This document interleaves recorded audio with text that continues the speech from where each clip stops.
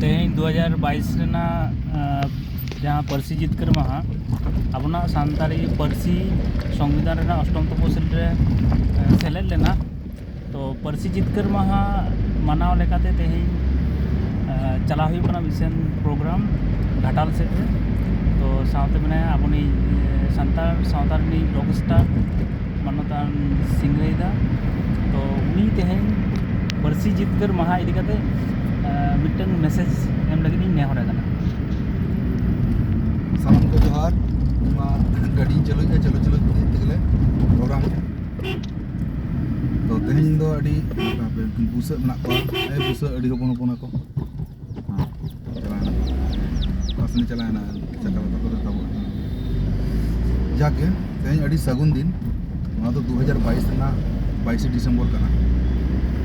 तो खबर दन मैसेज दे बड़ा गया बन इंट्रो लिया तब तबना बदल बाबू जे अब 2003 साल रे 22 दिसंबर हिलो के संविधान रे अब जहाँ पार्सी ठावे नाम का तेहन ओना रना के बन सेलिब्रेट या उन सेरमा कते आदो आस ताहेना नो सेलिब्रेट साव सावते आरो चेक लेका रे ओका कमी को पार्सी इदी काते बाकी मेना ओना को बन लहा इदिया जेलेका हुई कना डिजिटलाइजेशन माने नितो सोशल मीडिया हुई कि बांखान ऑनलाइन रे हुई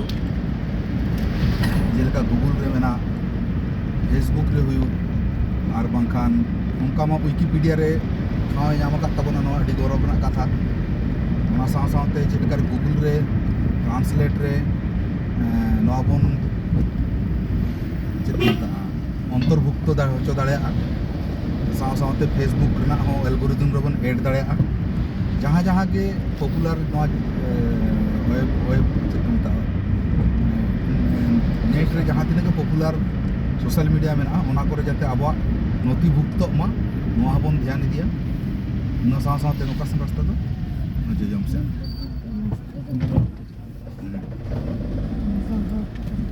ओना साव सावते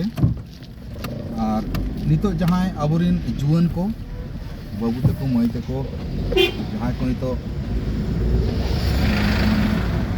नोआ इदी कते बाको बड़ा उनको उना को बन बड़ा हचो को अडी लेकना प्रोग्राम तलाते इधर सोशल मीडिया रे अडी रकम लेक ऑल तलाते हो इधर तो उनका मैसेज को बड़ा इदी लेखान नेक्स्ट जनरेशन हो ओना जिनिस को चेदो ताबोना और साव सावते ओना व्यवहार को व्यवहार आबन और ओना सावते आर मिटन लेना कथा जहाँ तो बन मेने आज 2025 माने अब नोआ चिकी बन या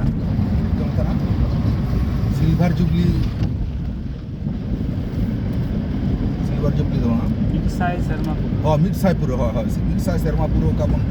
इनिशिएटिव बन हताया ओना रे इन सेटर बड़ाते जाते अब नो चिकीटा जस्ती खना जस्ती व्यवहार मा और ओना व्यवहार नितो सोशल मीडिया कि बांखान इंटरनेट अड़ी जोर भूमिका हताया और ओनाटा बन यूज रे चेक काते ओना रे लक्ति बन बढ़तिया जतो कोते बन इहरा जतो कोते के बन व्यवहारा ओना मिटन आरदास ने बताहन कना बस तेहना नोआ पार्सी जितकर माहारे निया को मैसेज इले के तबना मा सनाम को जहाँ जहाँ रे प्रोग्राम बन कराया ओना रे सेलेक्ट काते और सुगुड़ सही सुलुक ते प्रोग्राम बन पारम नेहर अरदास जोहार के